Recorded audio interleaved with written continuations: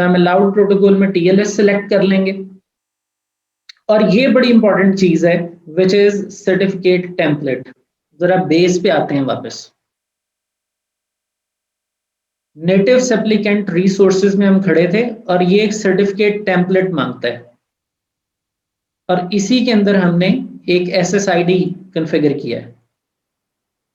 Certificate template is basically a form based upon which certificates will be issued for endpoints. उसकी एक profile है, ये template है जो उसने कॉल किया है। EAP ऑथेंटिकेशन सर्टिफिकेट टेम्पलेट ये कॉल किया है। ये टेम्पलेट इसमें कहाँ से आया? Now we need to groove in और हमें ये देखना है कि ये EAP सर्टिफिकेट टेम्पलेट कहाँ से बना। So if we come to BYOD and in portal and components, where previously we talked about BYOD portal, इसमें एक option है certificates, and if you click on certificate templates, you are able to see certificate templates configured here. इसमें ये बना बनाया template पड़ा होता है पहले, EAP authentication certificate template. हम इसको क्लिक करके एडिट करते हैं। यहाँ पे आप अपनी ऑर्गेनाइजेशन का नाम फिल कर लेंगे। Let's say trainings organisation ICT training, city Lahore, state Punjab, country Pakistan, PK, और सब्जेक्ट ऑल्टरनेटिव नेम, यानी इस टेम्पलेट से जो भी सर्टिफिकेट्स इशू होंगे उनके सैन में जिस डिवाइस के लिए सर्टिफिकेट इशू हो रहा है उसका मैक डल जाना चाहिए। ये टेम्पलेट में डिफाइन कर रहे हैं। एल्गोरिदम RSA यूज होगा, की साइज 2048 होगा, सर्टिफिकेट का पीरियड 730 डेज होगा।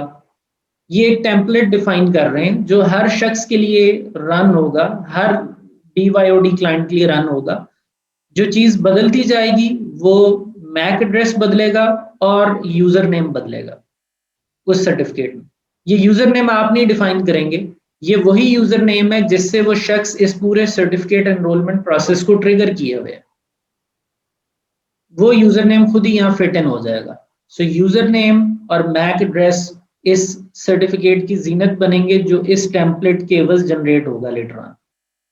ये वो कंडीशन है जिसको हमने, अगर हम थोड़ी देर के लिए फास्ट फॉरवर्ड करें तो हमने अभी जो डिस्कशन की थी कि जो लोग रजिस्टर्ड है उनका मैक एंड सैन देखते हैं सर्टिफिकेट में।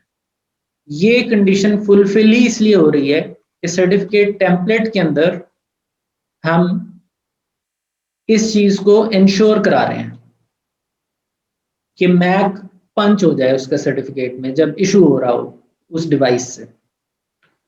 सो let's come back to the policy और यहाँ पे हमने ये EAP authentication certificate template call किया हुआ है NSP में and save. So this is the ICE NSP policy जिसको हमने क्लाइंट प्रोविजनिंग के अंदर कॉल किया हुआ है। इसका काम ये है कि इसने एंड यूजर की होम बेस में इस पॉलिसी ने एक सर्टिफिकेट एनरोलमेंट करवानी है और वहां पे SSID कॉन्फ़िगर करवाना है। और एंड्रॉयड डिवाइसेस पे ये एक सॉफ्टवेयर सिस्को नेटवर्क असिस्टेंट के जरिए होगा और iOS डिवाइसेस में ये जो iOS का built in over the air configuration utility है उसको ये लेवरेज करते हुए इन चीजों को कॉन्फ़िगर कराएगा। ये NSP एजेंट या स्क्रिप्ट या profile. Okay, let's come back to the base. So हमने पॉलिसी की ये चीजें रेडी कर दी। उसके बाद आपको ऑथराइजेशन पॉलिसी जो है उसको अलाइन करना है।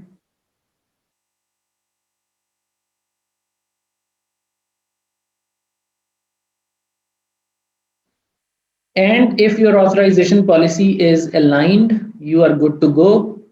आप फर्स्ट टाइम आएंगे तो आप ऑनबोर्डिंग ट्रिगर करा लेंगे, आपका सर्टिफिकेट इशू होगा, आपका वाईफाई कॉन्फ़िगर होगा और सेकंड टाइम आप आएंगे तो यहाँ मैच हो जाएंगे and you will be able to access VLAN 110। अच्छा, एक चीज मैं आपको यहाँ बता दूं कि मुख्तलिफ ICE के वर्जन्स में ये चीज कुछ बग्स का शिकार भी होती है, और पर्टिकुलरली 2.7 के अंदर एक बग एग्जिस्ट करता है जिसका बग आईडी ये है, you can search it later on, and this is only impacting Android devices. तो होता ये है कि जब आप ऑन बोर्ड हो जाते हैं, यानी यू कम फर्स्ट टाइम,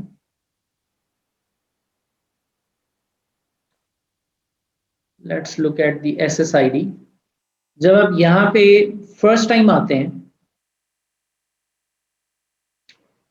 तो ये तो सक्सेसफुली हो जाता है एंड्रॉयड में।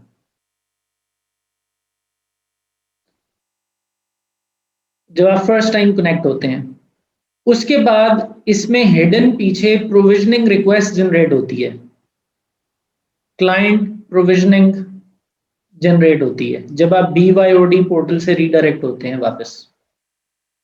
क्लाइंट प्रोविजनिंग रिक्वेस्ट आती है जिसके एवज यहां से आइस NSP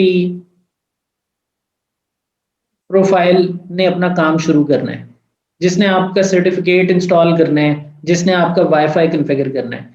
ये जो रिक्वेस्ट आती है यहाँ पे, ये रिक्वेस्ट एबनॉर्मली आपके सिस्टम में आती है और बाय डिफॉल्ट इसकी ऑथेंटिकेशन फेल हो जाती है। इस रिक्वेस्ट को एंटरटेन करने वाला कोई नहीं होता, ये किसी क्लाइंट प्रोविजनिंग पॉलिसी तक नहीं पहुंचती, बाय डिफॉल्ट क्रैश हो जाती है।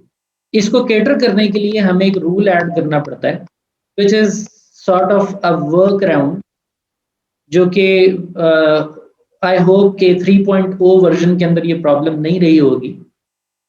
वो वर्क अराउंड ये है कि आपको एक ऑथराइजेशन पॉलिसी सबसे टॉप पे बना के रखनी है, जिसमें आप सिस्को के एड्रेस वैल्यू पेयर में value EST CSR request true अगर पाएं तो आप परमिट एक्सेस कर दें सिंपली, या नेटवर्क डिवाइस नेम आपको ICE_EST_local_host नजर आए तो भी आप परमिट एक्सेस कर दें। ये एक वे अराउंड अप्लाई कर देने से, और ये आपने सबसे ऊपर रखना है, मतलब बॉटम में ये है, इसके ऊपर ये है, इसके ऊपर ये है। इससे ये होगा कि ये जो सर्टिफिकेट क्लाइंट प्रोविजनिंग रिक्वेस्ट आती है फर्स्ट टाइम कनेक्ट होने पे, फर्स्ट टाइम कनेक्ट होने के बाद BYOD पोर्टल रन हो जाने के बाद जो बैकएंड पर रिक्वेस्ट आती है कि अब मुझे बताइए कि मुझे कैसे प्रोविजन होना है, और आप उसको ICE NSP तक लेके जाना चाहते हैं, वो ट्रैश नहीं होती बल्कि वो परमिट एक्सेस की वजह से एक प्रोसेस मूव ऑन हो जाता है, things start working. Otherwise, you will stop somewhere in the middle and you will see an error, cannot install certificate, cannot configure Wi-Fi because NSP शुरू ही नहीं हुआ, native supplicant provisioning शुरू ही नहीं हुई। So this is that workaround. This one. So I hope you understand this workaround. अच्छा, जब ये सब कन्फिगर हो जाएगा तो अब एंड यूजर को क्या करना है? एंड यूजर को लेट्स से हमने आइस में ये सब कुछ कन्फिगर किया हुआ है। अब एंड यूजर एक एंड्रॉयड डिवाइस लेके आता है, user experience on Android device.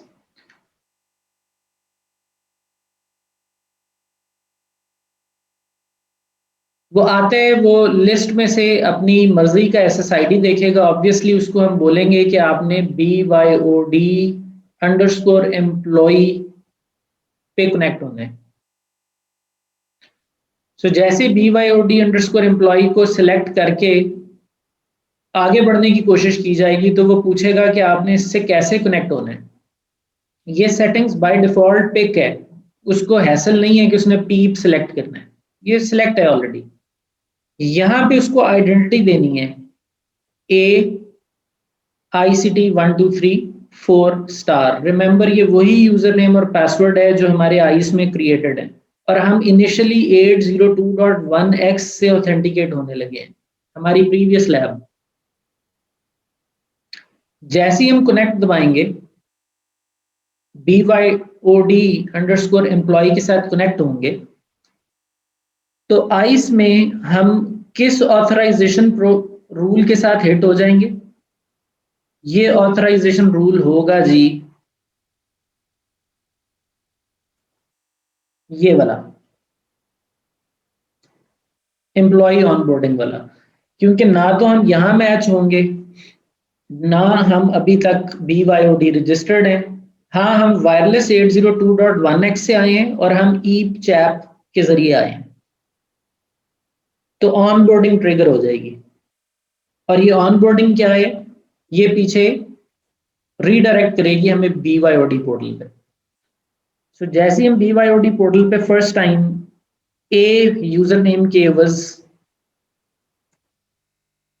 Connect होंगे, ये यूजर नेम करेक्ट होना जरूरी है फर्स्ट टाइम। अगर हम ऑथेंटिकेट ही नहीं हुए तो BYOD प्रोविजनिंग शुरू नहीं होगी। तो ऑथेंटिकेशन होने के बाद आपको पॉपअप आ जाएगी sign in to the wifi network.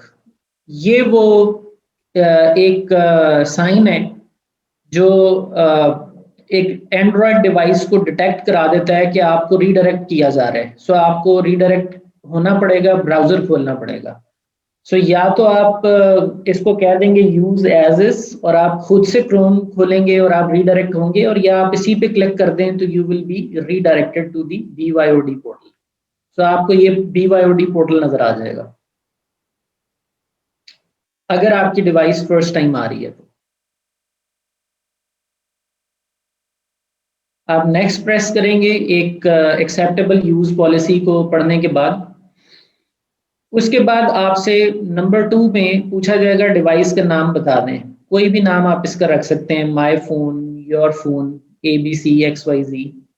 आपका मैक खुद ब खुद डिटेक्ट हो गया हुआ है। आप कंटिन्यू पे क्लिक करेंगे, तीसरे स्टेप पे आ जाएंगे। आपको कहा जाएगा कि you need Cisco network assistant tool.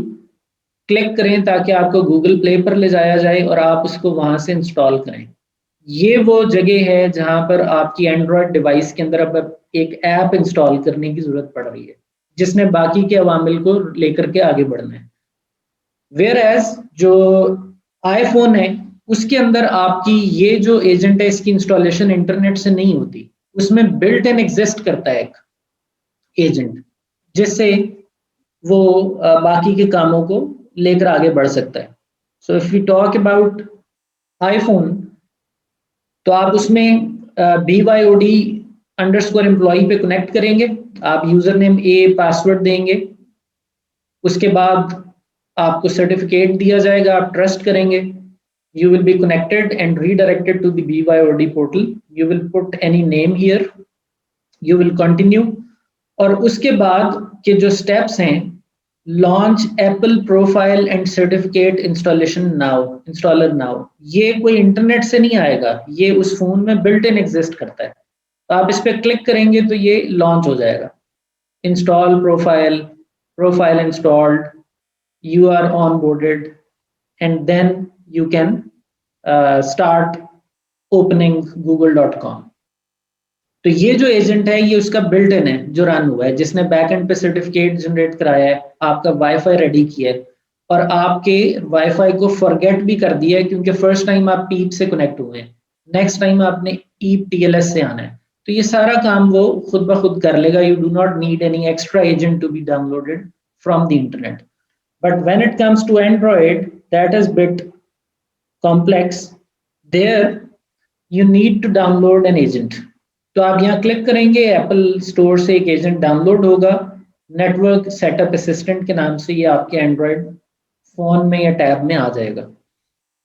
इसके बाद आपको सिस्टम कहेगा कि जब आपका सेटअप असिस्टेंट इंस्टॉल हो जाएगा तो आपको फिर उस नेटवर्क सेटअप असिस्टेंट ऐप को खोलना है, बाकी का काम वो ऐप करेगी।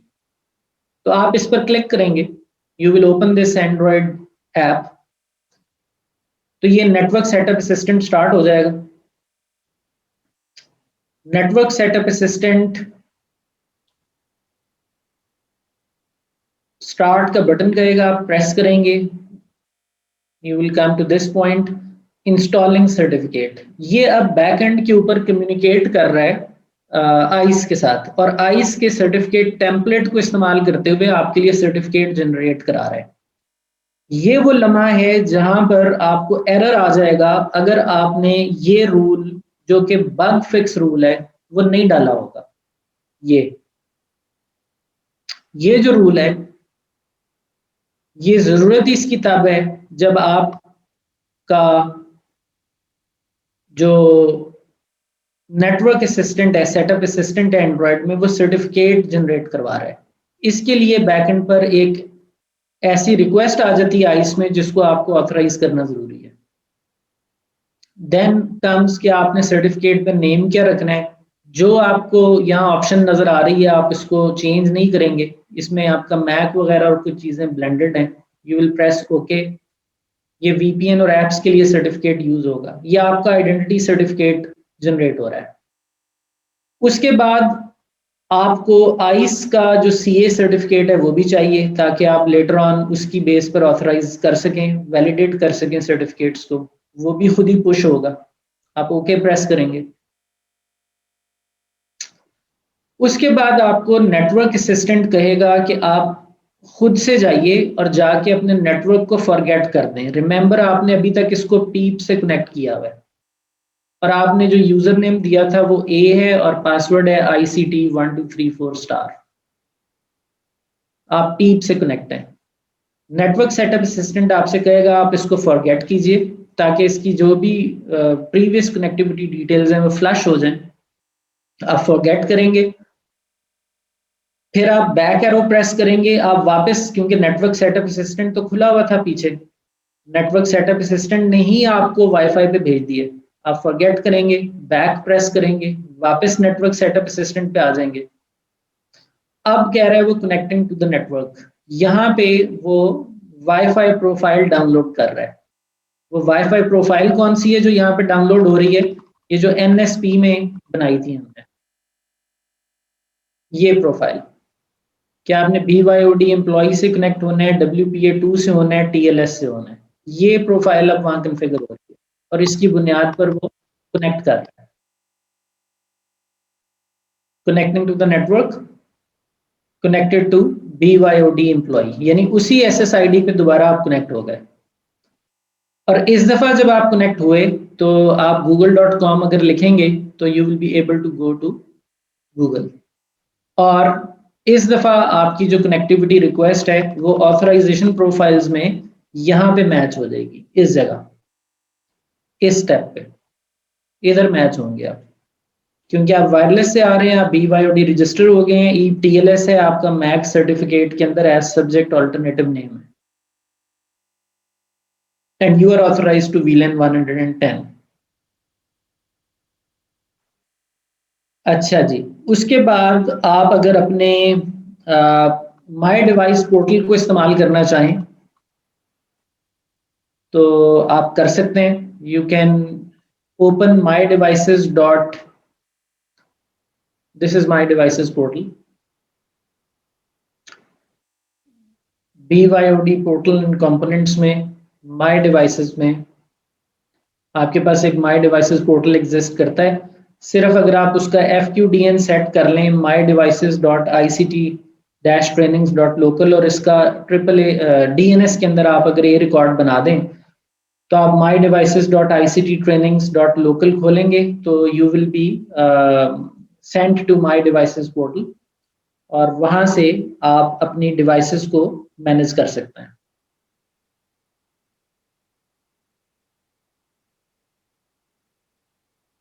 अच्छा जी,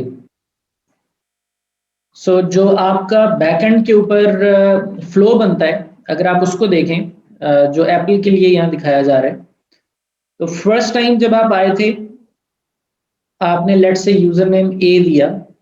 तो फर्स्ट टाइम जब आप आए थे तो आपको ऑन बोर्डिंग पे ले जाया गया। नेक्स्ट टाइम जब आप दोबारा आए हैं ए यूजर नेम के साथ और आप अगर आईफोन से आए हुए हैं तो आपको परमिट एक्सेस मिल गई यूजिंग EAP TLS। शुरू में आप पीप से आए थे, अब आप EAP TLS से आ रहे हैं।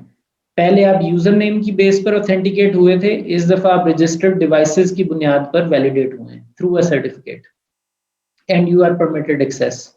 जो हमारे केस में VLAN 110 है. So I hope you understand the overall mechanism of configuring BYOD.